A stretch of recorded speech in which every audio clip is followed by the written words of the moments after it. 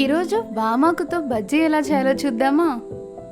First అయితే వామాకు తీసుకొని బాగా కడిగి ఒక ప్లేట్లో పెట్టుకున్నాను. తర్వాత ఒక బౌల్లో శనగపిండి వేసుకోవాలి.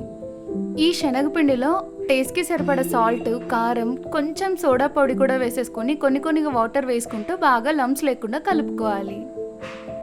ఈ శనగపిండి అంతా కూడా వీడియోలో చేయించే కన్సిస్టెన్సీ వచ్చేలాగా కలుపుకున్న తర్వాత వామాకుని మనం కడిగి పెట్టుకున్నాం కదండి, ఆ వామాకుని ఒక్కొక్కటిగా ఇందులో డిప్ చేసేసుకొని కడాయిలో ఆయిల్ హీట్ అవ్వగానే ఆయిల్లో వేసేసుకోవాలి.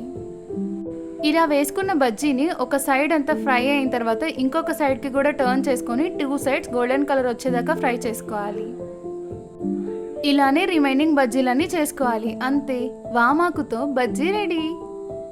ఈ వామాకు వల్ల చాలా హెల్త్ బెనిఫిట్స్ ఉన్నాయి. అప్పుడప్పుడు వామాకుతో రైస్ ఇంకా బజ్జీ చేసుకొని ట్రై చేయండి.